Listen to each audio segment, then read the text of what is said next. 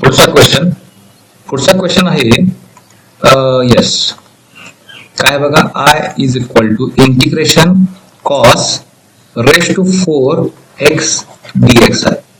सगळ्यांना माहिती आहे काय x रेस टू 4 म्हणजे काय x स्क्वेअरचा स्क्वेअर. तसं मी कॉस रेस टू 4x कसं लिहिणार कॉस स्क्वेअरचा स्क्वेअर.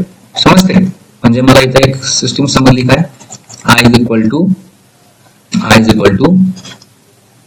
यस बघायचं इथे ब्रॅकेट मध्ये लिहितो कॉस स्क्वेअर एक्स आणि ओव्हर ब्रॅकेटचा परत स्क्वेअर. समजते सगळ्यांना काय चाललंय फक्त किरकोळ ऍडजस्टमेंट. असं का केलं कारण मला इथे एक ट्रिग्नोमेट्रीचा फॉर्म्युला ऍडजस्ट करायचा आहे. ट्रिग्नोमेट्रीचा मला एक फॉर्म्युला पाठ पाहिजे जेव्हा मी सोडतो तेव्हा. ट्रिग्नोमेट्री मध्ये सगळं कव्हर करेन पण डोंट वरी दॅट फॉर्म्युला तुम्ही पाठ करून ठेवा. Cos 2 theta is equal to x मध्ये आता मी एक्स घेतो. चला एक्स घेतो कॉस 2x कसा पाहिजे 2 कॉस स्क्वेअर एक्स मायनस 1.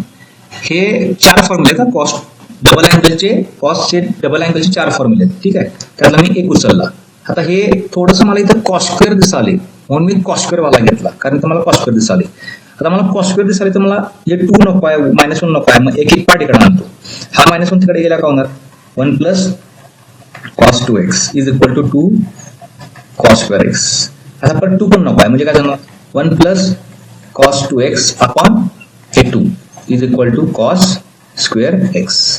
थोडंसं आणि थोडं ऑब्झर्व करा मला हा एक फॉर्म्युला मिळाला. कुठला फॉर्म्युला मिळाला हा फॉर्म्युला मला कॉस स्क्वेअरचा मिळाला. ठीक आहे पण थोडंसं आणि परत मी ऍडजस्ट करतो काय बघा तोच फॉर्म्युला साईडला लिहून घेतो. काय होणार बघा 1 प्लस कॉस 2 थीटा नाही आता इथे एक्स आहे एक्स अपॉन 2 आहे is equal to cos square इथं एक्स आहे.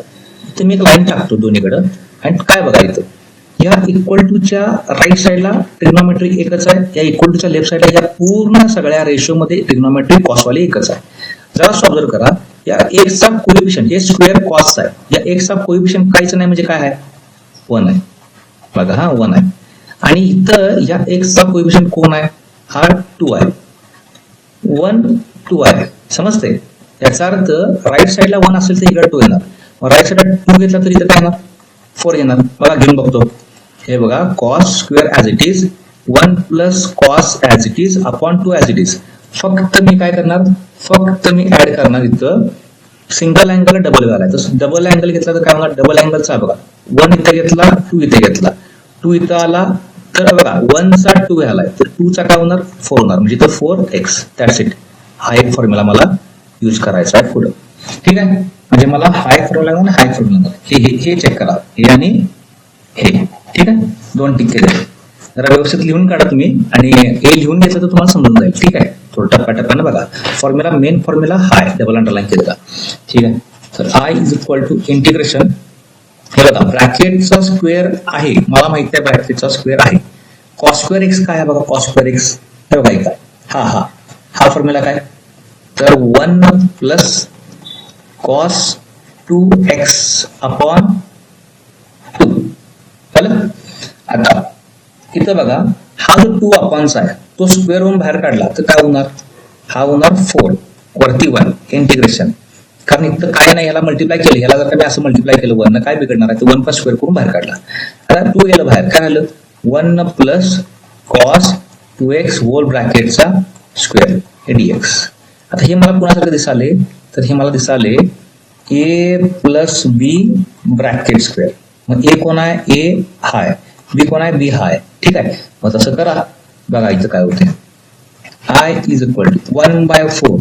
ठीक आहे बघा इथं 1/4 काय होणार इथं इंटिग्रेशन मध्ये आत ब्रॅकेट मध्ये 1 चा स्क्वेअर a चा स्क्वेअर म्हणजे 1 चा square plus 2ab 2 into 1 into b कोण आहे इथं लिहिले बघा कॉस 2x. याला फॉर्म्युला पार्ट असेल a plus B bracket square. ठीक आहे आणि प्लस b चा स्क्वेअर कसं लिहिणार कॉस स्क्वेअर 2x. ठीक आहे आणि या ब्रॅकेटचा बाहेर कोण आहे स्क्वेअर आहे dx. अजून इंटिग्रेशन नाही काढलेलं. I is equal to 1/4. बघा आता इथं मी अजून एक ऍडजस्टमेंट करतो बघा इथं बघा या टर्मला ऑब्झर्व करा जे मी इथं केले मगाशी नाही काय केलं 1 चा 2 असेल तर 2 चा 4 होणार 1 इकडे घेतला इकडे 2 होते डबल होते मग 2 घेतलं 2चा डबल काय ना 4, म्हणजे माझा ह्याचा यूज करणार कॉस स्क्वेअर. दिसते काय कॉस स्क्वेअर दिसते बघा, हा formula cos square double angle, cos square double angle. म्हणजे मला इथं ऍडजस्टमेंट केलेला फॉर्म्युला कळलेला आहे. म्हणजे मी तर बाकीचं सगळं ऍज इट इज लिहायला काय हरकत नाही. 1चा स्क्वेअर 1च असते, प्लस 2 × 1 2च असते. हे कॉस 2x झालं, प्लस इथं चेंज येणार आहे. काय चेंज येणार इथं? कॉस स्क्वेअर 2x च्या ठिकाणी हा ॲरो करा. हा ॲरो काय बघा, 1 plus 1 plus cos 4x upon 2. ठीक आहे. इथं एक थोडस मिस्टेक झाल्या. काय तर हा स्क्वेअर काढला, इथं स्क्वेअर परत करायची गरज नव्हती. ठीक आहे. हा आता बघा पुढे काय होणार, पुढे होणार आपलं की बाबा इथं हा dx आहे शेपूट इथं. ठीक आहे. आता यातनं बघा मला असा अपॉन 2 काढायचा आहे. मग मला काय करायला पाहिजे, ह्या अपॉन 2 साठी मला इथं 2 न मल्टिप्लाय करायला पाहिजे. बरं इथं नुसतं 2 न मल्टिप्लाय केलं तर मला सगळ्यांना 2 न मल्टिप्लाय करायला पाहिजे. म्हणजेच मला थोडस इथं ऍडजस्टमेंट काय करायला पाहिजे, तर बघा इथं मी करतो, इथं 2 न मल्टिप्लाय करतो आणि आत ब्रॅकेटमध्ये सगळ्यांना 2 न मल्टिप्लाय करत जातो. सगळ्यांना इन द सेन्स कुणाला प्रत्येक टर्मला 2 × 1 2 प्लस इथं 2 न मल्टिप्लाय झाला, इथं 2 न मल्टिप्लाय झाला, इथं 2 न मल्टिप्लाय झाला. समजते? हे 2 × 1 2 प्लस 2 2 जार 4. हे कॉस 2x. इथं 2 लिहिलं आणि 2 आत टाकलं, चालते ना? तसंच केलं मी. एक 2 बाहेर ठेवलं, जे नको आहे ते, आणि जे पाहिजे ते आत टाकलं. का? कारण वरती 2 आलं तर खालचं 2 जाणार ना, मग वरचं आत टाकलं.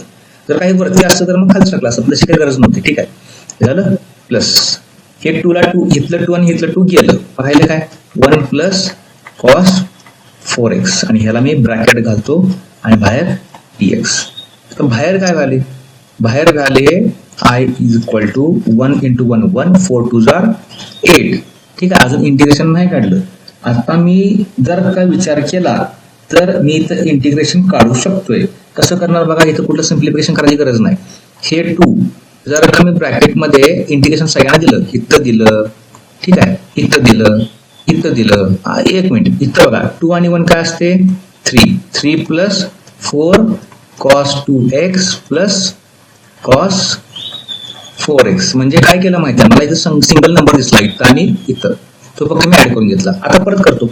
I is equal to इथे इंटिग्रेशन आहे, इथे इंटिग्रेशन, अजून इंटिग्रेशन नाही काढलं. 1/8. आता इंटिग्रेशन करा. 3चं काय होणार? 3चं ब्रॅकेटमध्ये 3चं काय होणार? 3 साईडला घेतला तर 3 घेतला तर 1 राहते. 1चं काय असते इंटिग्रेशन? x चा डेरिव्हेटिव्ह 1 असते, तर 1चं इंटिग्रेशन x असणार. ते x आणि बाहेर काढलेला 3 म्हणजे x प्लस हे 4 असंच ठेवलं. कॉसचं काय असते बघा, हे बघा कॉसचं इंटिग्रेशन, साईनचा डेरिव्हेटिव्ह काय असते? कॉसचं इंटिग्रेशन काय असणार? हे डेरिव्हेटिव्ह आहे, इंटिग्रेशन काय असणार? साइन. समजते? कॉसचं साइन 2x.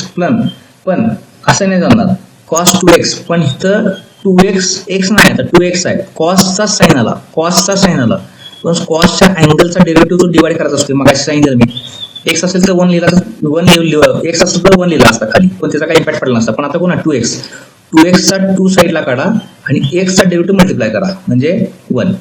ठीक आहे. प्लस कॉसचा परत काय येते? कॉसचा परत येते साइन 4x आणि परत इथं पण काय झालं तर 4x चा डेरिव्हेटिव्ह 4 साईडला काढा आणि x चा डेरिव्हेटिव्ह 1 करा. That's it. a plus c. ठीक आहे. आता पुढं फायनल स्टेप सिम्प्लिफिकेशन काय होते? 2 1 जार 2 2 जार. इथे काय होते? काय चुकून 4 घालून काय संबंध नाही. 4x साइनची पर्सनल प्रॉपर्टी आहे आणि 4 हा नंबर वेगळा आहे. ठीक. आता बघा काय राहिलं, I is equal to 1/8 हे 3x प्लस वरती 2 आहे, 2 साइन 2x प्लस हे साइन 4x अपॉन 4 आणि बाहेर c. हे आपलं फायनल आन्सर. समजते? और तुम्हाला वाटलं की बाबा मला मागासारखा इथला हा जो 4 आहे, हा 4 घालवायचा आहे, तुम्ही काय करू शकताय? हा 4 खाली आहे, वरती 4 आला तर म्हणजे इथं मला 4 न मल्टिप्लाय करायला पाहिजे, इथं 4 न मल्टिप्लाय करायला पाहिजे, इथं 4 न मल्टिप्लाय करायला पाहिजे. या सगळ्यांचा 4 कॉमन मला इथं बाहेर मल्टिप्लाय करायला पाहिजे.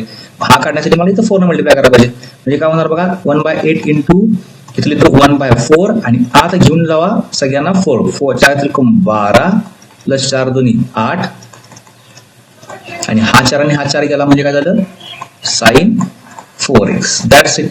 फायनल स्टेप काय त्या मी एक्स्ट्रा करून दाखवलं. तुम्ही ह्या स्टेपला थांबला तर चालूच होतं. या स्टेपला ठीक आहे, 8×32. ठीक आहे, काय झालं बघा, हे 12x plus 8 sign 2x plus sign 4x. शक्यतो डिटेलमध्ये जायचा प्रयत्न करा, म्हणजे तुम्हाला और करता येईल.